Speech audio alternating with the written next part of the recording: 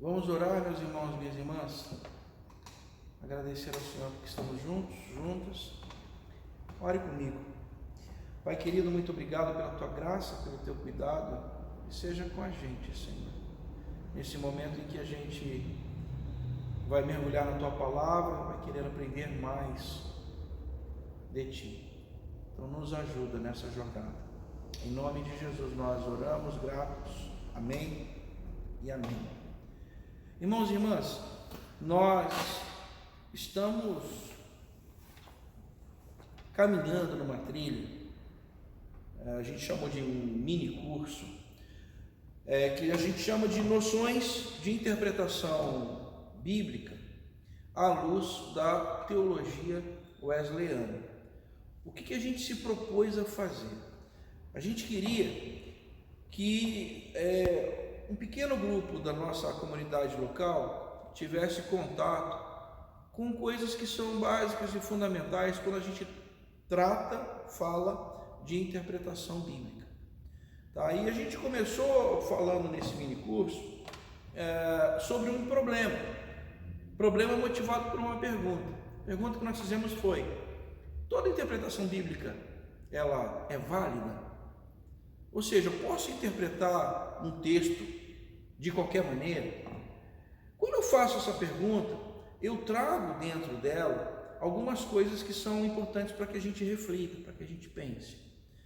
A primeira delas é que a Bíblia atualmente ela é usada como um instrumento, ela pode ser usada como um instrumento de manipulação de pessoas. Ou seja, eu tenho um grupo social que está em determinada denominação, determinado lugar, e aquele povo ele pode ser levado de um lado a outro por um líder mal intencionado, usando textos bíblicos para isso.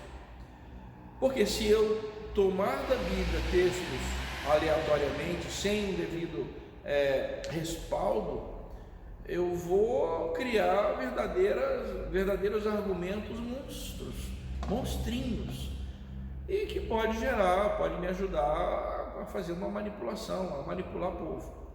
Então, é uma primeira coisa a ser pensada, a ser refletida sobre isso. A segunda diz respeito a ideologias. Eu também posso usar a Bíblia para respaldar a ideologia que mais eu tenho apreço.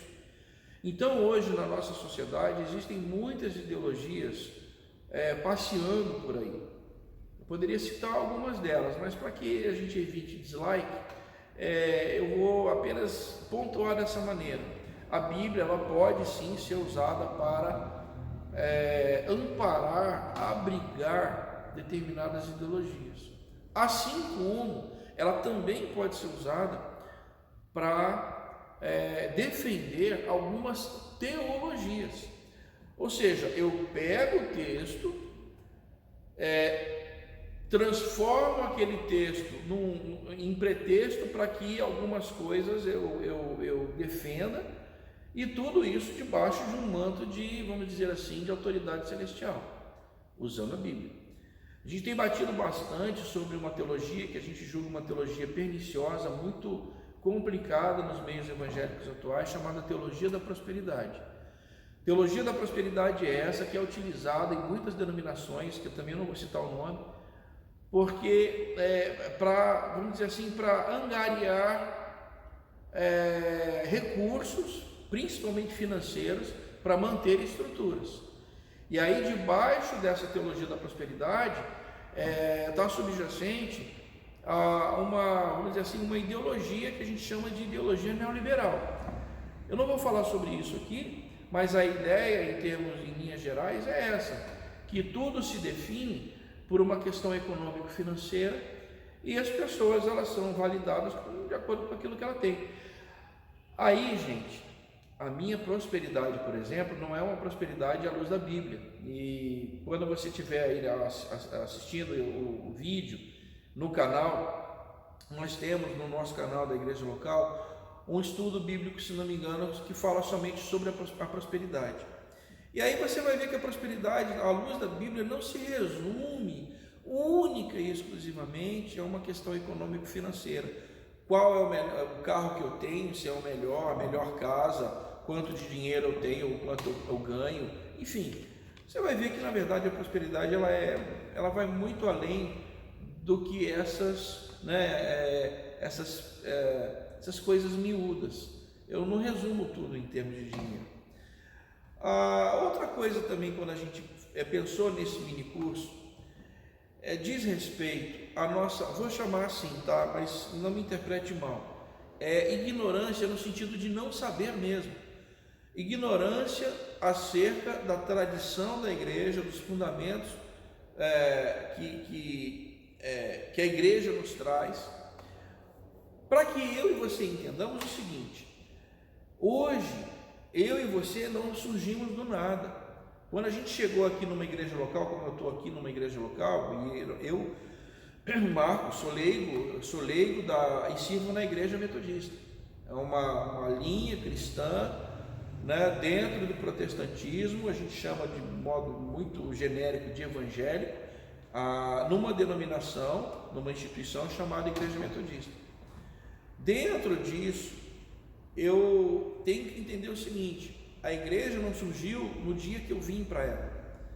A igreja já existe há bastante tempo, antes de mim. Não só a minha igreja local, e aqui eu falo de uma igreja local que está no Vale do Paraíba, na cidade de Taubaté, uma igreja que foi fundada em 1889, é isso mesmo, 1889, numa denominação que está aqui em terra brasileira também desde 1875, veio um pouquinho antes, 1835, mas que veio de um movimento na Inglaterra do século XVIII, 1738 mais ou menos para frente, que veio de um ramo do cristianismo chamado Igreja Anglicana, que por sua vez veio da Igreja Católica, que por sua vez veio de um movimento primitivo, lá da Igreja Primitiva. Então, eu tenho que entender, você precisa entender, que nós temos que respeitar o que Paulo, por exemplo, chama de a grande nuvem de testemunhas. Não dá para dizer que eu cheguei agora e a partir de agora tudo acontece. Não, eu tenho que respeitar. E na hora de interpretar a Bíblia, eu preciso respeitar isso, porque senão a gente vai estar cometendo uma injustiça com relação ao texto. E olha, gente, em cima disso, nos encontros anteriores nós falamos sobre os textos, o Antigo Testamento, o Novo Testamento, e falamos sobre gêneros literários. Assiste aí os encontros anteriores, as aulas anteriores, a gente não vai falar sobre isso. Hoje eu quero trabalhar com vocês 2 pontos. O primeiro ponto diz respeito aos óculos. Eu vou chamar óculos no sentido aqui figurado, entre aspas, mas os óculos para leitura da Bíblia sob um ponto de vista protestante. Quando eu leio a Bíblia, eu preciso entender que nós aqui, de novo, fazendo esse recorte, nós, um pedaço do cristianismo chamado protestantismo, estamos aqui falando disso, né? Nós lemos esse texto à luz disso. Esse óculos protestante, ele tem pelo menos duas grandes lentes. A primeira, eu vou usar o credo e eu vou explicar por quê. A segunda são o que a gente chama de 5 solas de Lutero, certo? Por que isso é importante? Porque à medida que eu entendo o que é fundamental na leitura, eu entendo que algumas interpretações, elas não são possíveis. E se elas são propostas, a gente tem que ter noção, clareza, de que aquilo ali pode ser uma interpretação, pode, mas ela não se adequa ao nosso ponto de vista, ao nosso jeito de interpretar, ok? Então, em cima disso, veja, quando a gente fala de credo apostólico, nós estamos falando do credo apostólico que é universal, sim. Nós, da Igreja Metodista, assim como a maioria das igrejas protestantes, igrejas evangélicas, usam o mesmo credo. E olha, gente, inclusive a Igreja Católica Apostólica Romana comunga do mesmo credo, com uma pequena alteração aqui, que é com relação a creio na Santa Igreja de Cristo. Nós dizemos Santa Igreja de Cristo e os católicos dizem na Santa Igreja Católica Apostólica Romana. Mas o credo, ele diz assim: creio em Deus Pai Todo-Poderoso, Criador do céu e da terra, e em Jesus Cristo, seu unigênito Filho, nosso Senhor, o qual foi concebido por obra do Espírito Santo, nasceu da Virgem Maria, padeceu sob o poder de Pôncio Pilatos, foi crucificado, morto e sepultado. Ao terceiro dia ressurgiu dos mortos, subiu ao céu e está à direita de Deus Pai Todo-Poderoso, de onde há de vir para julgar os vivos e os mortos. Creio no Espírito Santo, na Santa Igreja de Cristo, na comunhão dos santos, na remissão dos pecados, na ressurreição do corpo e na vida eterna. Amém. Esse é o credo, que você certamente já deve ter ouvido inúmeras vezes. Mas ele não é apenas uma fonte de memória, para, um mnemônico para que a gente entenda as doutrinas principais e essenciais do cristianismo.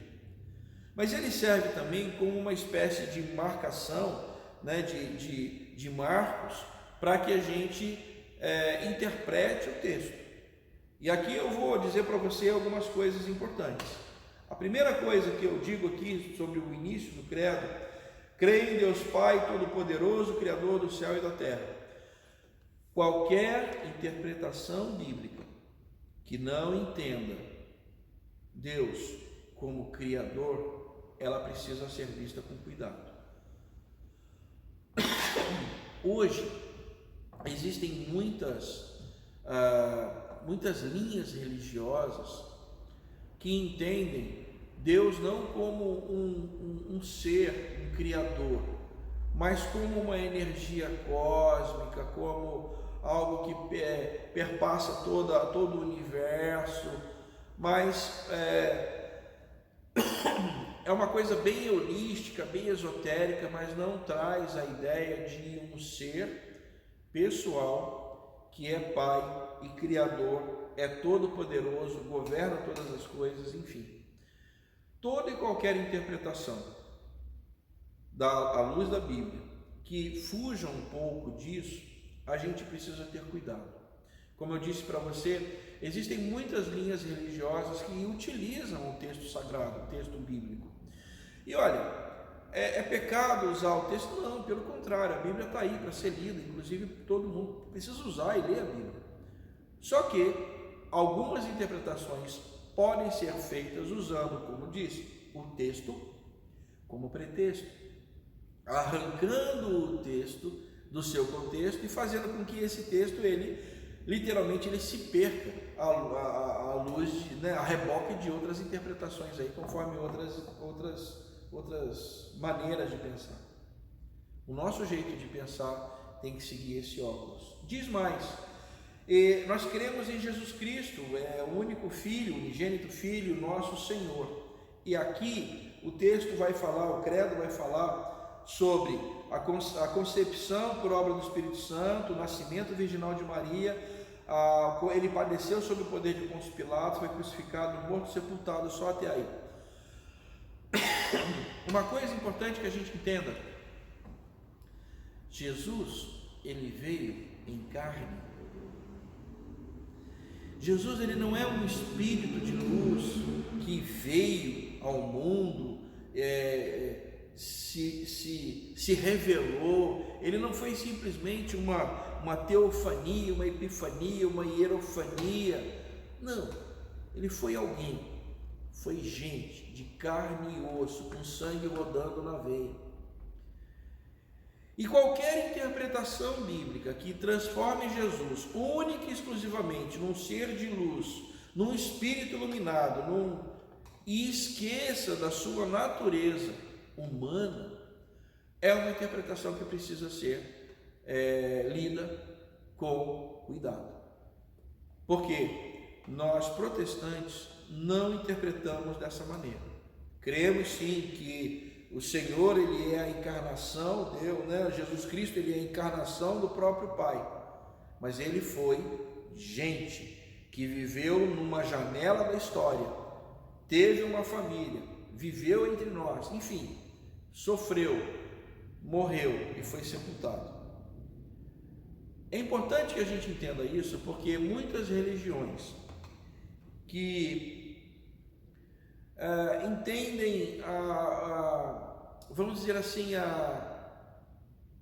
o encarnacionismo, nossa, eu nem sei se existe essa palavra, o encarnar, o reencarnar, religiões dessa natureza, elas podem entender Jesus como um espírito de luz que vem, se revela, quando na verdade não é isso que o texto diz.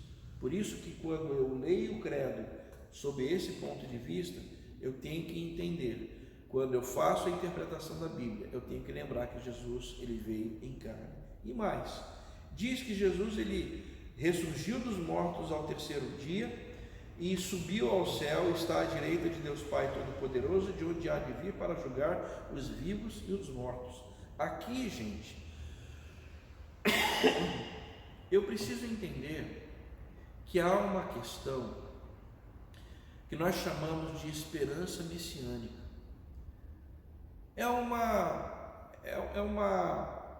artigo de fé, assim como o nascimento virginal de Jesus é um artigo de fé.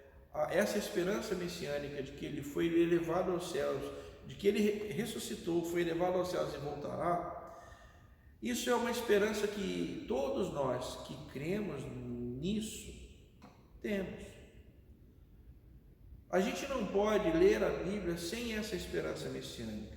Os judeus, eles esperam o Messias até hoje, porque eles não creem que Jesus Cristo, o Nazareno, ele foi o Messias. Mas nós, cristãos, protestantes, nós cremos. E aí uma outra coisa que a gente precisa lembrar, quando falamos de interpretação bíblica e usando o credo apostólico como óculos de uma interpretação bíblica protestante, diz respeito a essa coisa aqui, a igreja e comunhão. Olha, gente, eu não sei se você já parou para perceber, mas há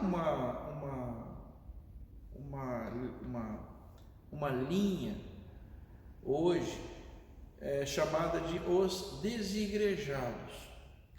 É gente que, vamos dizer assim, acredita no cristianismo, crê no Cristo da fé, mas que não está vinculado a uma instituição religiosa cristã. Então, esses são os desigrejados. Inclusive, há algum tempo atrás, o IBGE trazia esse pedaço dos desigrejados como uma fatia muito importante daqueles que se diziam cristãos ou evangélicos aqui no Brasil. Então, gente, o que a gente precisa entender?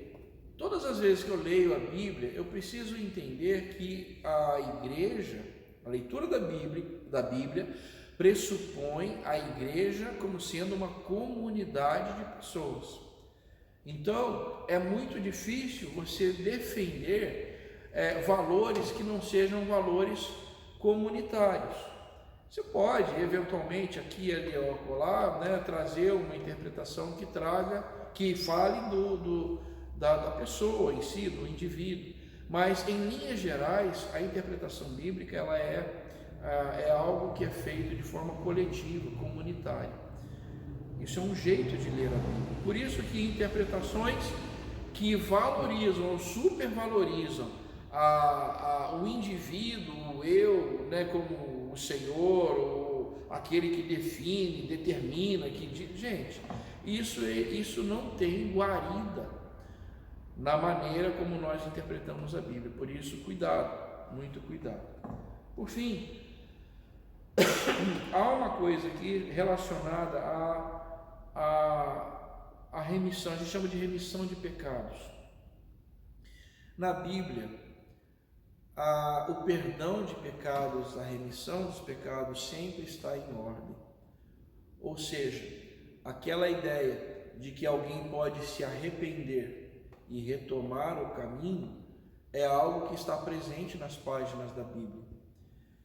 Então, aquela ideia de que, para você não tem jeito, salvo aquele texto onde a gente, por exemplo, vê Jesus debatendo contra os doutores da lei, dizendo que aquele que blasfema contra o Espírito Santo, isso é como um pecado que não tem perdão. Mas fora isso, todos os demais, você sempre vê na Bíblia a palavra arrependimento. O arrependimento é tema recorrente no texto bíblico e ele sempre indica um momento onde há uma virada, a pessoa se arrepende e produz frutos dignos daquele arrependimento. Esse negócio da blasfêmia contra o Espírito, ela realmente não tem perdão? Mas a pessoa não pode se arrepender de ter feito isso depois? Então, naquele contexto, a ideia é mais ou menos assim: quem convence, naquele contexto, naquele texto, naquele embate, qual foi a grande questão? Eles estavam comparando o espírito que atuava em Jesus como o de Beelzebul, ou seja, dizendo que aquele Espírito Santo na verdade era o espírito do capiroto, do Beelzebul, e botando tudo no mesmo saco. Naquele instante, naquele momento, naquela maneira, ele estava dizendo: olha, isso é blasfêmia contra o Espírito Santo, isso não há perdão. Então, é esse jeito de interpretar, porque todo o restante da Bíblia fala sobre arrependimento, todo o restante. Então, aliás, gente, muito legal essa pergunta, porque todas as vezes que eu encontro um texto na Bíblia, e eu vou falar sobre isso já já, mas que é apenas um texto, onde vários outros de repente rebatem isso, a gente tem que interpretar pela maioria, não por um texto pequeno, né? Isso é um deles. Há um outro, por exemplo, que causa muita, principalmente os textos de gênero apocalíptico, 666 na Bíblia, só tem uma vez.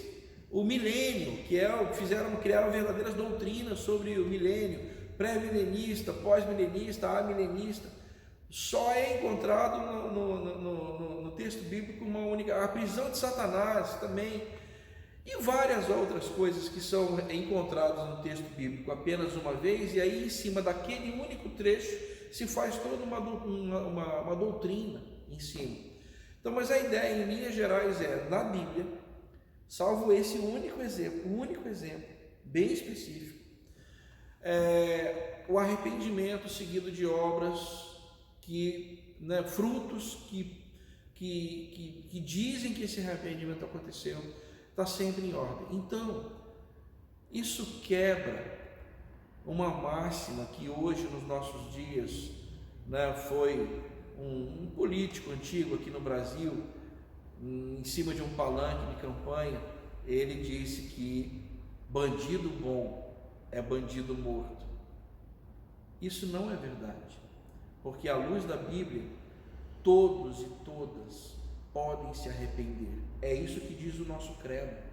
Nós cremos na remissão dos pecados, no perdão dos pecados. Eu também, olha, o texto bíblico ele diz, há um trecho que fala que o Senhor ele não leva em conta os tempos da ignorância. E a gente entende uma coisa que a gente chama de revelação progressiva. É como uma criança. Quando a gente descobre a fé, a gente vai aprendendo cada vez mais e vai crescendo. Tem gente que não chegou nisso ainda, então fala de coisas que absolutamente não tem noção do que está dizendo. Por isso que muita gente, quando vem para o Evangelho, não gosta de falar nem como testemunho do que vivia antes, porque ele entende que o que ele vivia antes era completamente fora da casinha e não merece nem ser dito, porque ele entende o tamanho, Enfim. E aí, gente, quando a gente fala disso, nós estamos dizendo o seguinte: nós não podemos imaginar um evangelho, um cristianismo sem perdão de pecados. Por isso, essa ideia que a gente falou não tem guarida no cristianismo. Essa coisa de bandido bom, bandido morto, não é cristão, não é evangelho. Por fim, gente, quando a gente fala de ressurreição do corpo e de vida eterna, a gente está falando sobre aquela esperança, a gente chama de escatológica, que é dos tempos futuros. Eu acredito que isso vai acontecer um dia. Como? Não sei. É um artigo de fé. Mas por ser um artigo de fé, a gente interpreta dessa maneira. Então, muitas coisas, quando nós interpretamos assuntos de expectativa messiânica, uma esperança escatológica e outras coisas relacionadas a artigos de fé, são coisas que, olha, por quê? É fé, não sei te dizer. Eu creio, simplesmente isso. Entende? Além do credo, existe um óculos de leitura protestante chamado os 5 solas. Na verdade, esses 5 solas, né, que é um somente, é só isso, vamos dizer assim, uma espécie de resumão das 95 teses que Lutero apregou lá na sua igreja. Isso em 1517, 31 de outubro de 1517. Das 95 teses, os estudiosos protestantes, eles reuniram as 95 em 5, que são as seguintes. Primeiro, somente a Escritura, ou sola Escritura. Eu interpreto a Bíblia usando a Bíblia, e somente a Bíblia. Nenhum aparato externo, nada, é a Bíblia pela Bíblia. E isso é importante que a gente bata. Por quê? Se eu não entendo isso, eu vou deixar a Bíblia de lado para construir as minhas hipóteses, as minhas, elucubrações fora da Bíblia. Então, somente a Escritura. Há um outro que é somente a graça, ou sola gratia. Por que isso? Gente, nós somos salvos pela graça e mediante a fé, que é o outro sola gratia, sola fide. Eu não posso interpretar a Bíblia sem a presença da graça, sem a presença da fé. E aqui é importante que a gente diga o seguinte, juntando com o outro solo, que é o solos Christus, ou somente Cristo. Hoje, assim como na Idade Média havia as indulgências, o que eram as indulgências? Você comprava o teu perdão ou comprava o teu acesso ao céu mediante uma oferta, uma espórtula retirada de uma prebenda, enfim, você tirava um valor e entregava, e você comprava o teu perdão ou comprava o teu acesso ao céu. Hoje, quando você olha algumas denominações evangélicas, literalmente usando o mesmo artifício, olha, você pode alcançar a sua graça fazendo um propósito de R$50, R$100, R$500, R$1.000, e aí é como se você estivesse comprando a tua graça. Gente, graça é graça. Qualquer coisa que seja interpretada diferentemente disso não é cristão protestante. Então, cuidado com essas interpretações. Quando a gente fala de somente Cristo, a importância de nós entendermos que a nossa leitura da Bíblia, ela tem que ser enviesada pela figura de Jesus Cristo, porque senão algumas coisas não fazem sentido. Então, por exemplo, quando lá Abraão, em Gênesis, está levando o seu filho Isaque para ser sacrificado, é interessante que o texto lá diz que Abraão diz aos seus empregados: ficai aqui que eu e o menino vamos adorar e após adorar voltaremos. Ora, Abraão imaginava que Deus era bom e que possivelmente ele iria voltar com o menino, mas ele sobe fazendo todo o trajeto como se de fato fosse sacrificar o menino. E o que é interessante é que aquele menino, quando chega lá em cima, ele se deixa amarrar, pergunta para o pai: pai, está aqui o fogo, está aqui a lenha, e cadê a vítima? Cadê o animal? Cadê quem vai ser sacrificado? E é importante que o texto, ele relata que Abraão diz assim: o Senhor providenciará o cordeiro. Veja,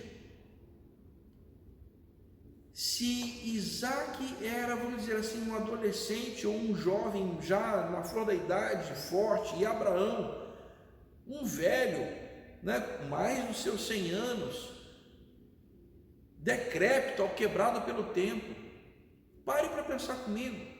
Isaac se deixou amarrar e ia se deixar matar. Se eu leio esse texto pensando que Cristo, assim como aquele menino, ele se deixou, ele se entregou para ser imolado como um cordeiro sem defeito, o texto de Gênesis faz sentido para nós cristãos. Agora, se eu não tenho a figura de Cristo nisso, o texto não faz sentido para nós, não faria sentido para nós. Percebe? Em várias leituras do Antigo Testamento, quando eu penso na figura de Cristo Jesus, o texto ele salta aos olhos e faz sentido. Por isso que quando a máxima protestante de solos Christus, ela me afirma que é somente Cristo, de fato, somente Cristo, e eu leio a Bíblia somente à luz de Jesus Cristo, que é o que a gente chama de leitura cristocêntrica do Antigo Testamento ou da Bíblia. Por fim, há uma questão chamada soli Deo glória, ou somente a Deus a gente deve dar glória. Por quê? Num tempo hoje, irmãos e irmãs, em que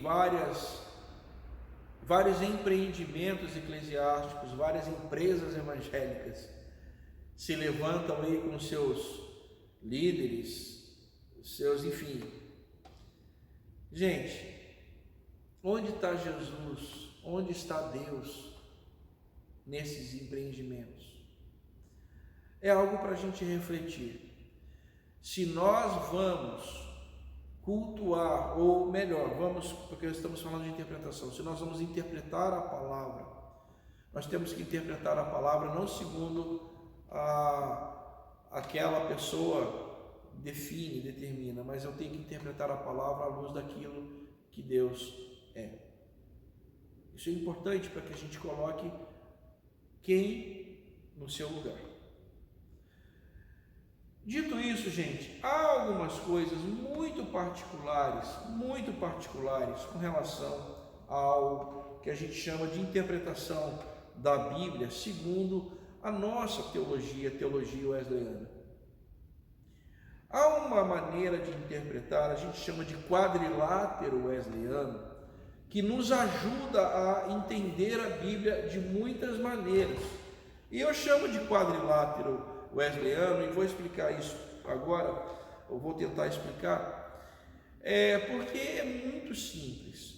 E todas as vezes que você tomar o texto bíblico para ler, tome o texto bíblico pensando nisso, nessas ferramentas que eu vou te avançar agora, tá certo? Primeira delas, bem ao centro, é a Bíblia. Querido, querida, todas as vezes que eu tiver uma dificuldade com um determinado texto, quem vai iluminar esse texto é um outro texto. Ou seja, Bíblia se ilumina com Bíblia. Por isso que quando a gente diz que alguns textos eles são recorrentes, que eu acabei de falar sobre arrependimento, O arrependimento é um tema recorrente na Bíblia. Nós temos inúmeros, dezenas, talvez centenas de vezes em que o arrependimento está presente. Eu preciso interpretar arrependimento na Bíblia com outro texto de arrependimento na Bíblia. Isso é importante dizer. E olha, nas nossas Bíblias, eu não sei qual é a Bíblia que você usa. Quando você usa as Bíblias hoje, as Bíblias digitais, muitas delas não têm mais as notas de rodapé. Mas as Bíblias em papel, as impressas, elas traziam notas de rodapé, muitas delas trazem notas de rodapé, em que quando eu leio um determinado versículo, na nota de rodapé, ele vai indicar um outro texto que se refere àquele versículo, ou tem um contexto parecido, ou me dá uma luz para que eu interprete aquele texto. Por isso, quando a gente fala Bíblia se interpreta com Bíblia, é importante que a gente entenda. Não dá para pegar um texto, retirá-lo do contexto e achar que ele por si, ele se interpreta. Não, eu tenho que comparar aquele texto bíblico com outro texto bíblico. Bíblia se ilumina com Bíblia. É a primeira ferramenta do quadrilátero. Fica no centro. Então você imagine um quadrado com a Bíblia bem ao centro, um ponto concêntrico, bem ali, a interseção das duas diagonais. É a Bíblia. Num primeiro canto, eu posso chamar a razão. A razão é outra ferramenta que eu uso.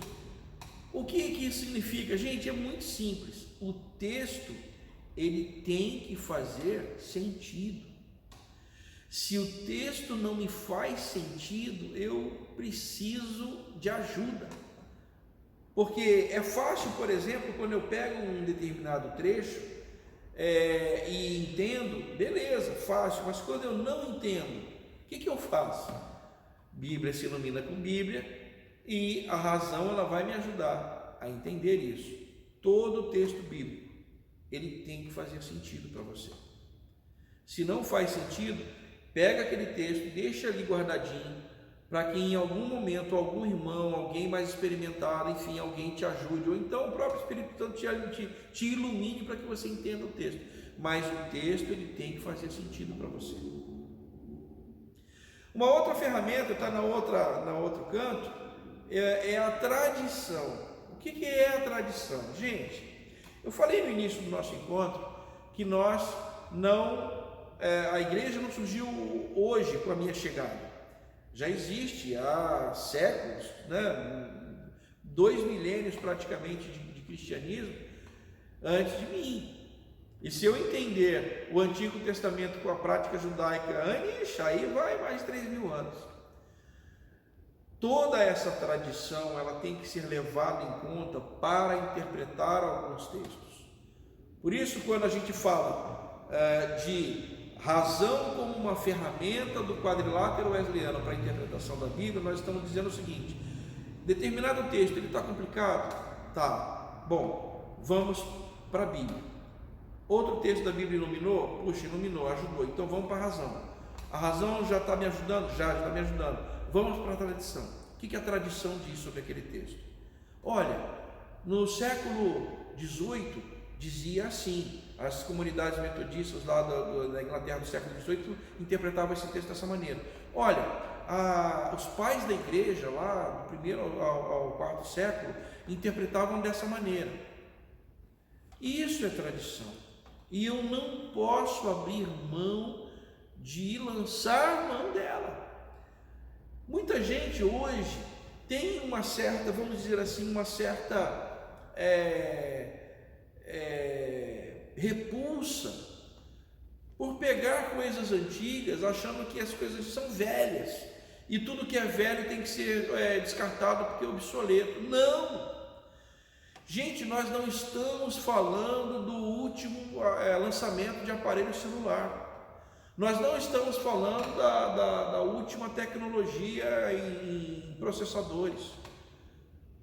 Nós estamos falando de textos centenários e milenares que iluminam a nossa vida, iluminam o ser humano esse que é o mesmo coração e a mente, é a mesma natureza humana que já existe há milênios.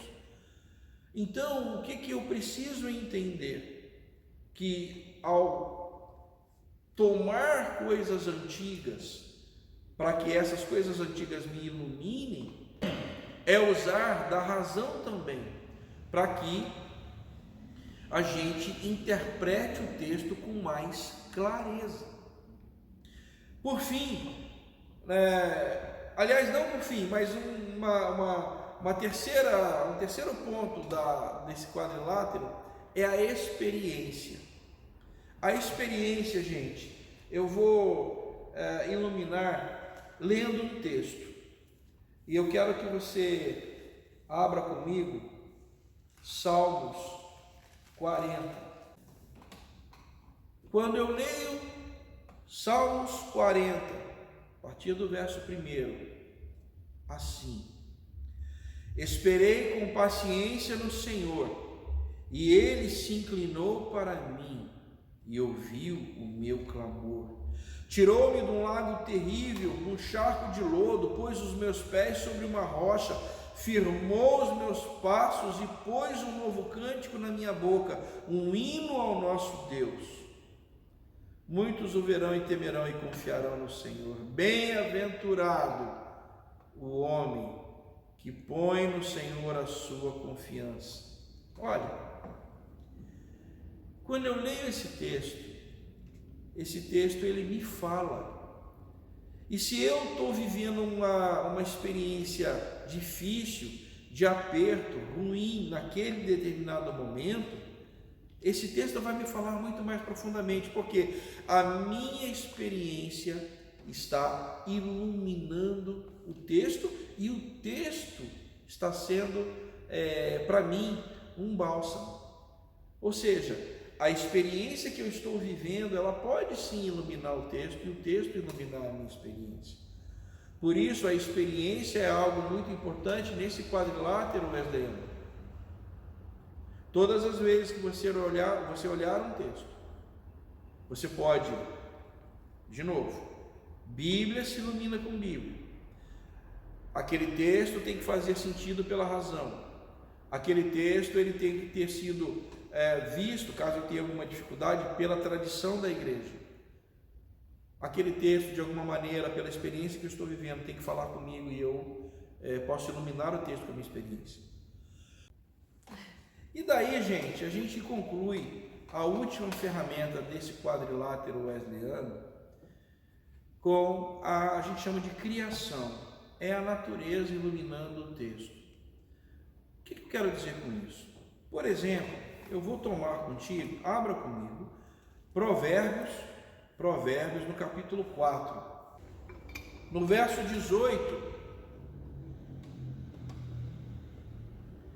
diz assim: mas a vereda dos justos é como a luz da aurora, que vai brilhando mais e mais, até ser dia perfeito. Ou seja, o caminho daquele que está na justiça do Senhor, ele é como a luz do alvorecer, da alvorada. Veja, esse trecho ele fala de algo da natureza, mas que ilumina a nossa vida muito forte isso.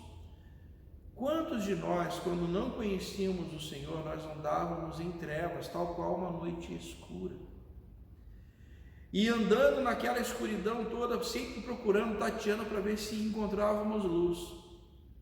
O texto diz que quem está na justiça do Senhor é assim, mas encontrando a luz do Senhor, que é como um sol que ilumina a nossa vida, ele vai se elevando, iluminando o caminho, iluminando tudo, até que tudo fica muito claro, como diz o texto, até que tudo vire um dia perfeito. Isso é a criação, a natureza iluminando o texto. Jesus, por exemplo, usava muitas histórias, muitas parábolas, se utilizando de coisas da natureza. Então, quando você tiver alguma dificuldade, lembre disso, que a natureza ela também pode te iluminar o texto. Olha, gente, dessa maneira, a gente conclui dizendo duas coisas. A tradição teológica wesleyana, ela também está presente nos sermões de Wesley, e eu passei aqui, quem recebeu o texto tem as referências desses sermões. São 53 sermões, se não me engano, estão traduzidos, tem podcast deles, que são, vamos dizer assim, linhas norteadoras para a interpretação da Bíblia. E tem as notas de John Wesley sobre o Novo Testamento. Wesley, ele foi um profícuo estudioso e escritor. Ele trouxe muita coisa, ele tem material abundante, muito abundante. Escreveu muitas cartas, enfim, ele era realmente um estudioso voraz. E ele escreve as notas sobre o Novo Testamento, e aqui no Brasil essas notas elas foram publicadas pela Sociedade Bíblica do Brasil com o apoio da Faculdade de Teologia da Igreja Metodista. E a Bíblia que recebeu esses comentários de Wesley, ela se chama Bíblia Wesley, né, que traz esses comentários sobre o Novo Testamento.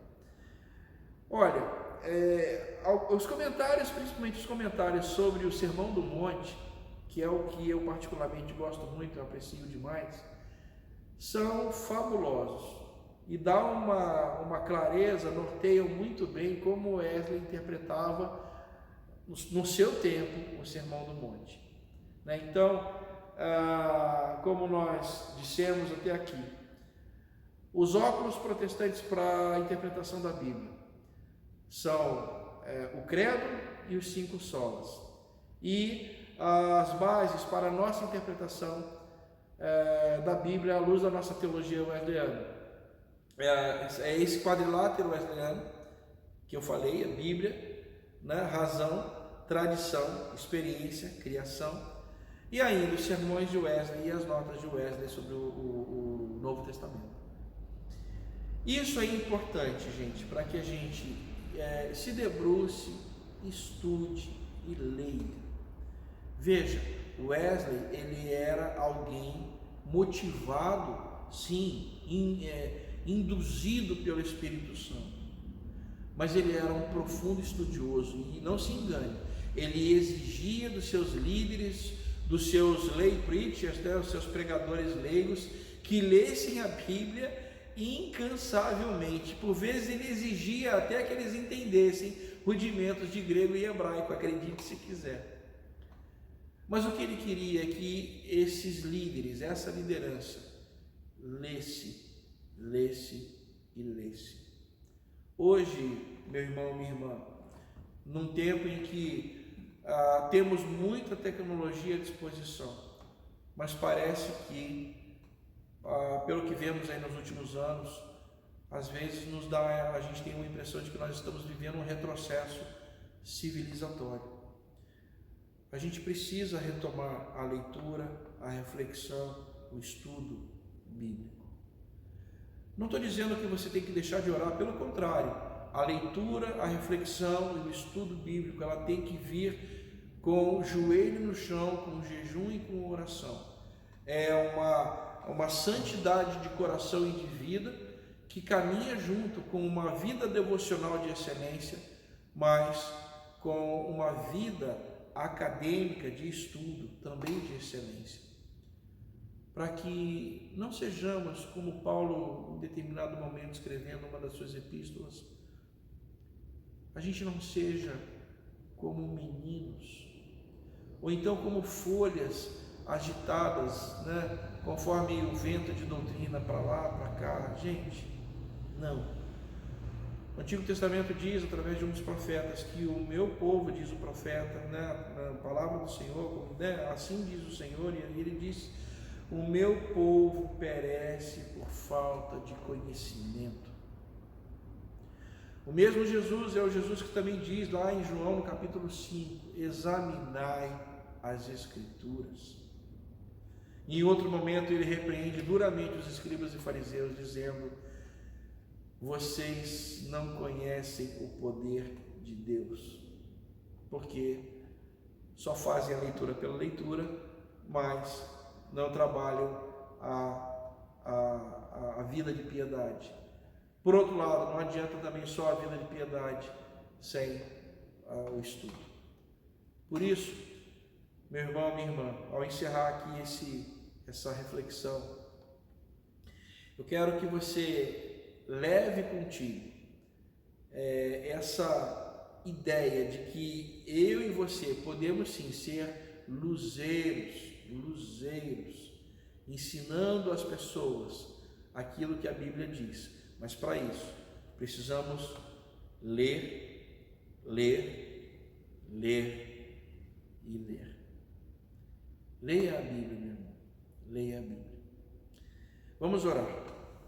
Pai querido, obrigado por esse tempo, esse momento, juntos, juntas, e o que nós desejamos é que a Tua palavra ela seja uma companheira da jornada dos irmãos, das irmãs, de todos aqueles e aquelas, Senhor, que desejam, tal qual Provérbios, uma vereda que vai se iluminando mais e mais até ser dia perfeito.